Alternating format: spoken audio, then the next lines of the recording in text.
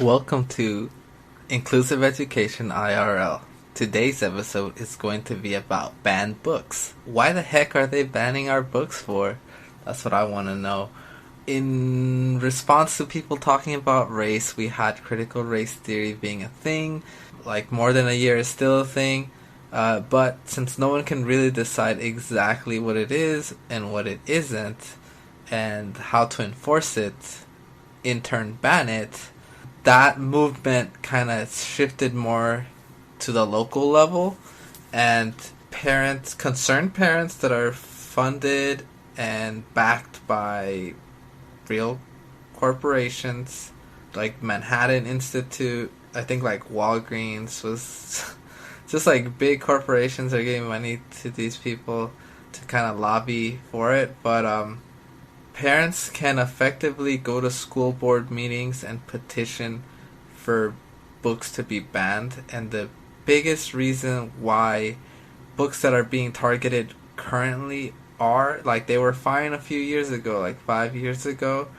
For example, like Beloved, 100% fine. Right now, it's one of the most, like, it's a target, right? Beloved by Maya Angelou, it's a big target.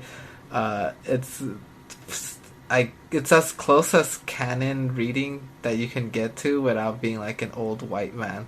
So it's a really, important book, and they want to ban it. So parents across the nation have gone to school boards and demanded for certain books to be banned in their school, because the main concern, from what I've read and seen, is that they don't want their children to be harmed and like hate themselves because they are white, or disrespect our country, have the idea that America is not okay and that it needs help, which, if you look around, I 100% agree.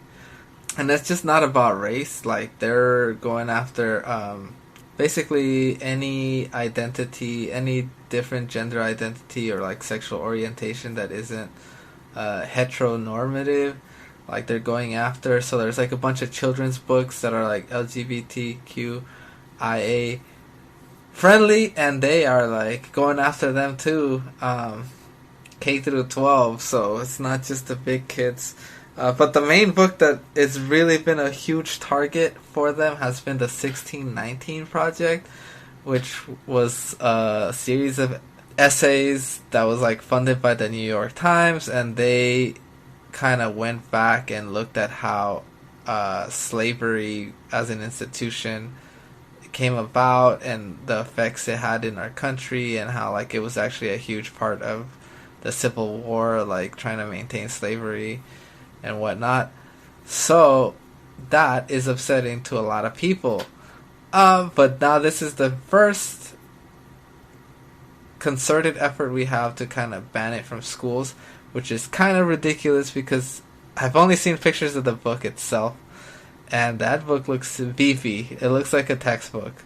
And so as a teacher, if any of my students were interested in that, I would be like, please go ahead, read that. Read whatever you need, because it's such a struggle to get kids to read at any age level. So it's hard to kind of discourage them from reading, even if it's like, as a teacher, I've never been disappointed in what a student is reading.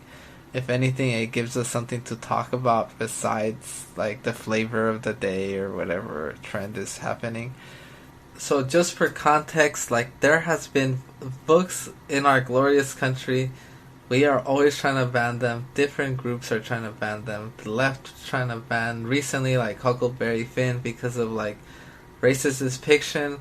I, for one, am like, yo, this happened. We need to preserve how people used to be, how people used to treat each other. I'm like, it's embarrassing, it's shameful, but it's a fact. It happened. This is how we lived for decades. So Huckleberry Finn is an example of what the left was trying to ban from schools, and then one that a lot of people were upset about because they grew up with it, me including me, but I never liked it, and now I have a reason to kind of be like, I didn't like it because of this. but I was just never into it, was Cat in the Hat, Mr. Dr. Seuss. I just thought it was lame. And then this is like how it gets like it's hard for us to be like, how do you separate the artist from the work? Like, is it possible? Like, so Dr. Seuss was a white man in like God knows when, early 1900s. Like, so he did a lot of like propaganda for like war against the Axis, so like Japanese people and stuff. So he had a bunch of like racist stuff artwork that he put out in his signature style. And he had a few interviews where he like talked about how white people were superior to all other races, from what I'm remembering. I'm sure there's other things that he did as well. So people are like, well, is it okay to be like, this cancel culture, has it gone too far? So now, currently, the right is trying to ban other books. They're going after Beloved, and it's all like at a local level, which is the difficult part. We also have to take note to where these local book bannings are happening, and like who are the people that are actually doing it, because most parents don't have enough time to go to the school board and petition a list of books that may or may not be used in the classrooms that their children are in, and then demand that they are banned because they have other things to do. Definitely, like, it's the same parents behind the CRT. You know, they're wealthy, they have a lot of time on their hand, they are not, struggling for money, and they can afford to do something like this, which would be awesome if they were advocating for all the students and making sure that, the teachers had enough time to prepare these lessons, and that they would help the students understand the material and help them have different perspectives. But instead, instead of like really deepening everyone's understanding, they're just like, no, we can't talk about race at all, we can't talk about gender, we can't talk about sexuality. So instead of learning, we're just gonna ignore, which is it's not a great strategy, but it is a strategy that is we're kind of at a crossroads here. People are trying to figure out what is our next step, because it's not working. So some people are trying to hold on to the old ways, back to when we were getting, back to when we were really powerless and enslaved and exploited. And other people are trying to create new systems that are more inclusive to basically everyone. So I see those two paths. Those are two like opposing movements currently. So it's encouraging because people are trying things, and it's going to be clear what works and what doesn't work. And I mean, students see this and they're like, that's BS, or I agree with it. And then we'll see what happens then. Or I don't care, which is probably the worst result.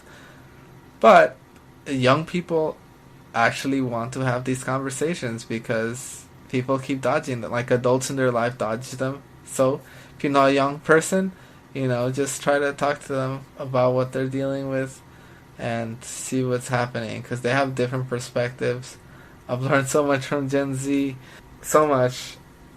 The way that they put out information and just share about themselves is amazing. Learned a lot from TikTok.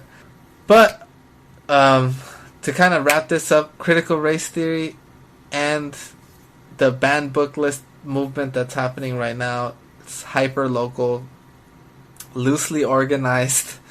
It's basically ban anything that isn't conservative, like something that would be like at home in the 1930s. So in response to that, people are writing articles about it and talking about it and being like, but that's somebody's family member. They're actually doing it out of, fear, like genuine fear. They feel like this is the right path for them and their families. So hopefully, they are open to discussing these books because they're actually really great books.